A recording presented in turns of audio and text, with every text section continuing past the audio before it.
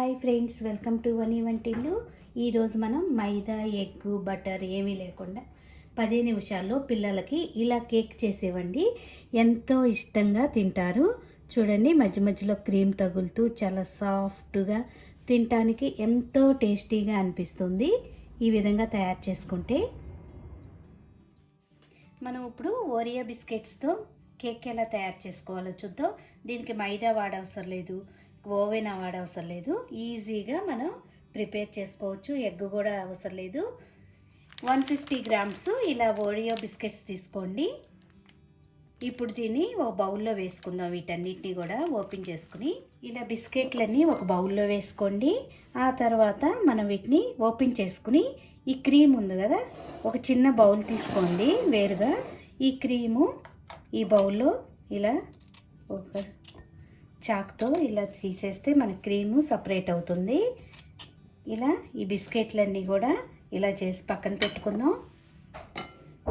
ఇలా ఓపెన్ చేసుకుని క్రీము ఇలా వేసుకొని పక్కన పెట్టుకోండి. బిస్కెట్లన్నీ క్రీమ్ తీసేసి ఇలా సపరేట్ చేసుకున్నాక ఇలా మిక్సీ జార్ తీసుకోండి. మిక్సీ జార్లో ఈ బిస్కెట్స్ని వేసి మనం ఒక్కసారి గ్రైండ్ చేసుకుంటే మనకు పొడిలాగా క్రమ్స్ వచ్చేస్తాయి. ఇలా మెత్తని క్రమ్స్ లాగా చేసుకున్నాం కదా. ఇప్పుడు దీన్ని ఒక మిక్సింగ్ బౌల్లో ఇలా బౌల్లోకి తీసుకున్నాక దీనిలో 1 టీ స్పూన్ బేకింగ్ పౌడర్ వేసుకోండి. ఇప్పుడు దీన్ని మొత్తం ఒకసారి బాగా మిక్స్ అయ్యేలా కలుపుకోవాలి. ఇప్పుడు 1/2 కప్పు పాలు తీసుకోండి. కొద్దిగా పాలను వేసుకుంటూ దీన్ని కలుపుకోవాలి. ఉండలు అనేది ఏమీ లేకుండా పాలు పోసుకుంటూ కలుపుకోండి. చూడండి, ఇలా కలుపుకున్నాం కదా. ఇప్పుడు స్టవ్ ఆన్ చేసుకుని ఒక ప్యాన్ పెట్టుకోండి. ఒక నాన్ స్టిక్ బాండీ లాంటిది పెట్టుకోండి. దానిలో ఒక 1/2 టీ స్పూన్ ఆయిల్ వేసి ఈ ప్యాన్ అంతా కూడా ఇలా స్ప్రెడ్ చేసుకోవాలి. ఈ ఆయిల్ అంతా ఇలా రాసుకోండి.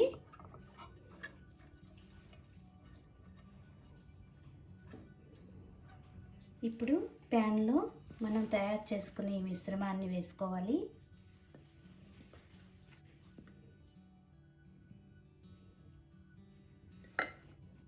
ఇలా మొత్తం పిండి వేసుకున్నాక ఈవెన్గా స్ప్రెడ్ అవుతుంది. ఒకసారి మీరు ప్యాన్ని ఇలా ట్యాప్ చేసుకోండి. ఇలా ట్యాప్ చేసుకుంటే మనకి ఈవెన్గా వస్తుంది. ఇప్పుడు దీన్ని స్టవ్ మీద పెట్టుకుని మీడియం టు లో ఫ్లేమ్లో అడ్జస్ట్ చేసుకుని ఒక 8 నిమిషాలు బేక్ చేసుకోవాలి. మూత పెట్టి దీన్ని బేక్ చేసుకుందాం. మనం క్రీమ్ తీసుకుని ఒక బౌల్లో వేసుకున్నాం కదా, దానిలో ఇప్పుడు 1 టేబుల్ స్పూను పాలు వేసుకోండి. బాగా మెత్తగా క్రీమీగా వచ్చే వరకు కూడా మనం బీటర్తో కలుపుకోవాలి. చూడండి, పాలు కలిపితే మనకి టెక్స్చర్ అనేది ఇలా రావాలి. ఇలా క్రీమీగా వచ్చాక దీన్ని పక్కన పెట్టుకోండి. 8 నిమిషాల తర్వాత మూత తీసి చూసుకుందాం.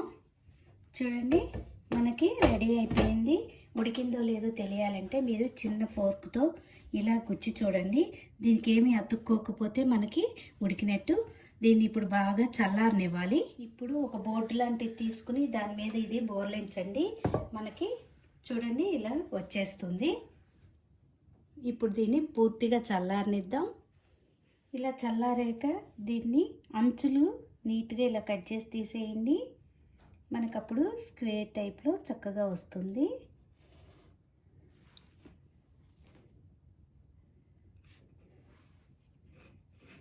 ఇలా స్క్వేర్ లాగా కట్ చేసుకున్నాక దీన్ని 4 పీసుల్లాగా కట్ చేసుకుందాం. ఇలా కట్ చేసుకోండి.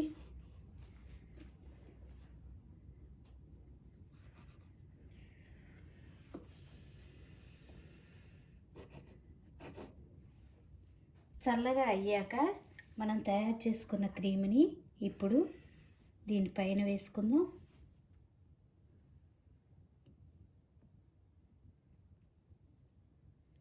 దీనిపైన ఇంకో పీస్ పెట్టుకుందాం.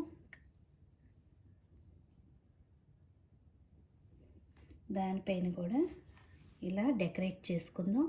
పిల్లలు కేక్ అడిగినప్పుడు ఈజీగా అప్పటికప్పుడు మీరు ఇలా తయారు చేసి ఇవ్వచ్చు.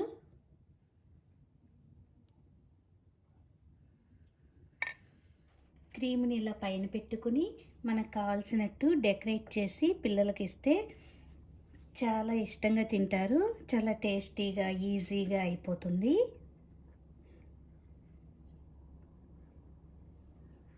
ఇలా తయారు చేసి ఇవ్వండి. ఈ వీడియో మీకు నచ్చినట్టయితే ఒక లైక్ చేయండి, షేర్ చేయండి, కామెంట్ చేయండి. మరిన్ని వీడియోల కోసం వనీ వంటిల్ని సబ్స్క్రైబ్ చేసుకోండి. Thank you for watching.